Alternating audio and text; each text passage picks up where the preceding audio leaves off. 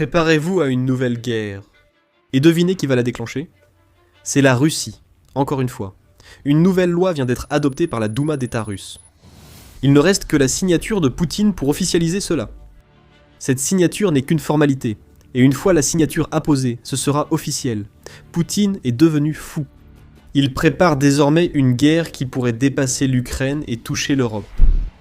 Le 13 mai, un vote sur un tout nouveau projet de loi a eu lieu à la Douma d'État russe. Celui-ci était important. Bien que le projet de loi soit inévitablement rempli de jargon juridique presque incompréhensible, l'essentiel est très simple. Il autorise Poutine à ordonner l'invasion d'un pays étranger quand bon lui semble. Ce n'est pas précisément ce que dit le projet de loi. La Russie ne peut ordonner une invasion que si elle juge nécessaire de protéger ses citoyens contre une menace à l'étranger. Mais ce n'est qu'un écran de fumée. Cette soi-disant protection concerne tout citoyen russe enquêté, arrêté, jugé, ou selon Politico, maltraité par des États étrangers, des tribunaux internationaux ou des organisations auxquelles la Russie n'appartient pas. La Russie a donc imposé une condition irréalisable pour tout pays. Soit un pays doit donner carte blanche à n'importe quel Russe pour faire ce qu'il veut sur son territoire, soit ce pays doit s'exposer à ce que Poutine lance une invasion, sous prétexte de protéger un individu. Il n'y a aucune logique réelle dans cette loi, et c'est justement le but. Elle existe uniquement pour donner à Poutine un faux prétexte qui lui permettrait de lancer une nouvelle invasion à tout moment. Le projet de loi a été adopté, et il attend maintenant que Poutine y appose sa signature avant qu'il ne devienne officiellement une loi russe. Nous n'avons même pas besoin de débattre pour savoir si Poutine va se donner le pouvoir d'envahir n'importe quelle nation qui le met en colère. Ce projet de loi viendrait des entrailles du Kremlin. Tous ceux qui l'ont rédigé auraient eu Poutine et ses acolytes à l'oreille. Soyons francs à ce sujet. Poutine est l'homme responsable de l'existence même de ce projet de loi, et il n'y a absolument aucune chance qu'il refuse de le signer. Il va forcément signer, ce projet de loi lui donne tout pour imposer sa folie bien au-delà de l'Ukraine. En fait, Poutine a déjà commencé à indiquer où il compte orienter ensuite l'attention de la Russie. Les choses deviendront sérieuses, nous en dirons plus bientôt. Vyacheslav Volodine, président de la Douma d'État russe, a donné une bonne indication du récit que la Russie va créer maintenant que Poutine a son nouveau projet de loi prêt à signer. La justice occidentale est devenue une machine répressive pour réprimer ceux qui ne sont pas d'accord avec les décisions imposées par les responsables européens. Dans ce contexte, il faut tout faire pour protéger nos citoyens à l'étranger, a déclaré Vyacheslav après l'adoption du projet de loi par la Douma d'État. L'histoire est donc claire. Il ne s'agit pas seulement de sanctionner les nations menaçant les citoyens russes. Ce projet de loi vise avant tout à remettre l'Occident et ses structures juridiques prétendument illégitimes à leur place. Ou pour le dire autrement, waouh, arrêtez de tenir les Russes responsables de nos crimes, que ce soit en temps de guerre ou pour quoi que ce soit d'autre. Au-delà des moqueries, voici l'impact probable de ce projet de loi sur les 3 entités concernées. D'abord, il y a l'Ukraine. On remarque de nombreux parallèles entre le discours sur ce projet de loi et le prétexte inventé par Poutine pour envahir l'Ukraine. Comme le souligne Euronews, Poutine a utilisé le faux prétexte de devoir protéger les citoyens russes et la population russophone, comme l'une des raisons pour lesquelles il a lancé une invasion à grande échelle de l'Ukraine, en février 2022. À l'époque, Poutine n'avait pas les moyens de qualifier l'invasion de guerre. Il a parlé d'opération militaire spéciale, pour la propagande, et parce qu'il croyait que l'Ukraine tomberait si vite qu'il pourrait garder ce terme, sans qu'une guerre n'éclate. Les choses en Ukraine ne se sont pas déroulées selon les plans de Poutine. Mais maintenant, la Douma d'État a adopté une législation qui lui permet de légitimer son invasion, du moins à l'intérieur de la Russie. C'est dangereux pour l'Ukraine. Si Poutine qualifie son invasion de guerre au lieu d'opération militaire spéciale, cela permettrait de mobiliser l'armée russe.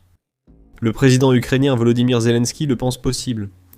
En avril, il a noté que la Russie adoptait des lois permettant à Poutine de réprimer des applications comme Telegram et d'imposer de fortes restrictions sur Internet, préfigurant une mobilisation.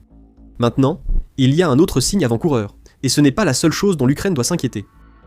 La Russie fait passer des lois pour légaliser ses invasions, tandis que la Biélorussie sert de marionnette pour une nouvelle invasion. Le président du pays, Alexandre Loukachenko, a déjà affirmé que son pays allait mobiliser sélectivement des unités alors qu'il se prépare à la guerre. Le 18 mai, la Russie et la Biélorussie ont mené un exercice militaire commun sur le déploiement d'armes nucléaires tactiques depuis des sites de lancement non planifiés. Selon Zelensky, les renseignements ukrainiens indiquent que Poutine tente d'impliquer activement la Biélorussie dans la guerre, le pays étant prêt à viser le nord de l'Ukraine, ou un état de l'OTAN. La folie de Poutine paraît contaminer ses marionnettes. Alors que la Russie pose les bases de futures invasions, Loukachenko le toutou attend simplement l'ordre de son maître pour rejoindre la Russie dans ses prochains projets. Pour l'Ukraine, la menace de cette nouvelle législation est double, car Poutine peut l'utiliser pour légitimer la mobilisation et entraîner d'autres nations dans le conflit. Pour l'Occident, cette nouvelle loi est une menace encore plus grande. Zelensky en est conscient, d'où sa mention d'une possible attaque contre un pays de l'OTAN via la Biélorussie. Mais avant d'approfondir ce que tout cela signifie pour l'Occident, nous commençons peut-être à voir la Russie créer un modèle sur la façon dont elle va utiliser sa nouvelle loi dans un autre pays, l'Arménie. L'Arménie présente un cas intéressant dans sa relation avec la Russie. Pendant des années, la Russie a pu exploiter les tensions entre l'Arménie et l'Azerbaïdjan pour exercer son influence sur l'Arménie. Mais en 2026, un changement est survenu. Carnegie Endowment l'a souligné dans un article du 3 février, Elle a indiqué que le chef du Conseil de sécurité arménien considère la menace hybride venant de pays tiers comme la principale pour l'Arménie en 2026. Pays tiers signifie la Russie. Les responsables arméniens sont désormais plus audacieux pour critiquer subtilement la Russie concernant ses actions dans le pays. Le premier ministre arménien, Nikol Pachinian, a déclaré que certains hauts prélats de l'église apostolique arménienne semblent servir davantage les intérêts d'un pays tiers que ceux de l'Arménie. D'autres responsables emploient désormais un discours anti-impérialiste en évoquant l'ère soviétique que Vladimir Poutine semble vouloir restaurer. En Arménie, une forte vague de rébellion contre la russification met Vladimir Poutine en colère. Lors d'une conférence de presse, le 10 mai, Vladimir Poutine a incité Pachinian à organiser un référendum sur le choix de l'Arménie entre l'Union européenne et l'Union économique eurasiatique, où la Russie exerce une forte influence. Vladimir Poutine sait que l'Arménie se rapproche de l'Union européenne pour en devenir membre. Vladimir Poutine ne veut pas de cela. Il a mis en garde contre certaines circonstances qui pourraient survenir si l'Arménie se rapproche de l'Occident, allant même jusqu'à dire que le pays pourrait se retrouver confronté à un scénario similaire à celui de l'Ukraine s'il continue sur sa voie actuelle. Poutine souhaite un référendum car les votes peuvent être achetés et manipulés. En parlant de manipulation, on voit aussi des développements intéressants dans l'espace informationnel arménien. Le 15 mai, 2 jours après l'adoption de la nouvelle loi par la Douma d'État russe, Militarny a signalé qu'un réseau de désinformation russe diffusait de fausses informations alarmantes en Arménie. Cette campagne a commencé quelques mois avant le rapport, et elle se résume au réseau russe, qui publie des images et des vidéos truquées, diffusant l'idée qu'une guerre avec la Russie pourrait éclater si l'Arménie ne fait pas ce que Vladimir Poutine veut qu'elle fasse. Par exemple, début mars, une vidéo affirmait à tort que l'Institute for the Study of War avait déclaré qu'un conflit avec la Russie serait inévitable si Pachinian gagnait les élections de juin. D'autres vidéos prétendaient que Pachinian avait passé des accords secrets avec la France, affirmant qu'Emmanuel Macron lui aurait proposé le soutien français si l'Arménie entrait en guerre contre la Russie. Au total, il y avait au moins une vingtaine de ces vidéos identifiées comme faisant partie de la campagne de la Russie, qui semble conçue pour faire deux choses, manipuler et intimider. Le plan est en train d'être mis en place. Premièrement, menacer une nation qui a des liens avec la Russie. Deuxièmement, tenter de manipuler cette nation pour qu'elle fasse ce que Poutine veut qu'elle fasse.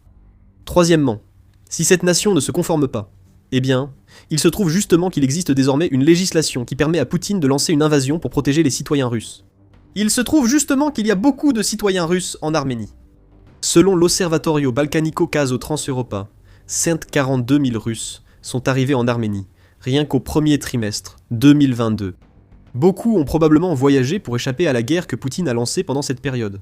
Maintenant, n'importe lequel d'entre eux pourrait servir d'excuse à Poutine pour lancer une attaque contre un pays qu'il ne peut pas contraindre. Si l'Ukraine n'a pas suffi à avertir l'Occident que la Russie prépare plus que l'invasion lancée par Poutine en février 2022, alors les événements en Arménie et la récente législation de la Douma d'État devraient déclencher de sérieux signaux d'alarme. Mais avant d'approfondir les raisons, voici l'émission militaire. Nous offrons une vision globale, pas seulement les titres. Si cette chaîne vous intéresse, abonnez-vous pour suivre nos prochaines analyses. L'Arménie semble visée par Poutine avec la nouvelle loi russe, mais l'Occident reste sa cible principale. Zelensky l'a clairement dit, puisque le nouveau projet de loi russe ouvre la voie à Poutine pour lancer une invasion contre n'importe quel pays occidental qu'il considère comme une menace pour la Russie. Et ce n'est pas comme si l'Occident, en particulier les membres européens de l'OTAN, ignorait la menace que représente la Russie. Le 15 mai, l'inspecteur général des forces armées allemandes, Carsten Breuer, a affirmé que la Russie se prépare à une sorte d'attaque dans les prochaines années. Divers indicateurs, l'accumulation d'armes et de main-d'œuvre, des événements économiques et politiques convergent vers un point. 2029 a déclaré Breuer. Il a été soutenu par le chef d'état-major de la défense britannique, Richard Knighton. La Russie combat en Ukraine, apprend de cette expérience, développe de nouvelles technologies, et Poutine a montré sa volonté d'attaquer des États souverains. Plus on approche de la frontière russe, plus on le ressent, a déclaré Knighton à broyer. Comme nous l'avons dit, ce sont des sonnettes d'alarme, elles devraient sonner.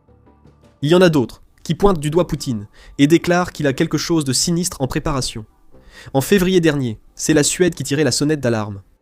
Un rapport annuel du service de renseignement militaire et de sécurité a signalé plusieurs opérations de guerre hybride, dont des sabotages et des cyberopérations contre la Suède et ses alliés occidentaux, qualifiant la Russie de principale menace militaire pour la Suède et l'OTAN. La menace s'intensifie, Poutine s'étant désormais accordé le droit d'envahir tout pays à sa guise, avec les prétextes les plus faibles. Politico ajoute que les responsables de la défense de l'UE estiment que les prochaines années pourraient voir le Kremlin multiplier les provocations et tester les limites de l'engagement global de l'Occident envers l'alliance de l'OTAN et, par extension, son engagement envers l'Ukraine. Tomáš Pojar, ex-conseiller à la sécurité nationale tchèque, estime que ces tests viseront la région baltique ou possiblement la région de la mer Noire. Tomáš Pojar estime que la Bulgarie pourrait être visée, car elle dépense moins pour sa défense que les pays baltes, qui étaient conscients de la menace de Poutine avant l'invasion de l'Ukraine. Le schéma observé en Arménie pourrait-il être appliqué contre des alliés de l'OTAN ? Si cela se produisait, ce serait un test pour l'OTAN. La Russie s'est autorisée à envahir, et une nation qu'elle juge parmi les plus faibles de l'OTAN serait une cible idéale pour tester. Si l'OTAN ne défend pas aussitôt la Bulgarie ou une nation balte lors d'une invasion russe, Vladimir Poutine saura qu'il peut aller au-delà de ce que l'OTAN veut lui faire croire. La nouvelle loi russe vise surtout à offrir des options à Vladimir Poutine. En Ukraine, il peut légitimer sa guerre auprès des Russes, préparant ainsi une mobilisation et l'engagement de la Biélorussie. L'Arménie paraît visée par Vladimir Poutine, tous les éléments étant réunis pour une invasion justifiée par les nouvelles lois russes. Et en Occident, la menace que Vladimir Poutine fait peser depuis des années est dangereusement près de devenir réalité.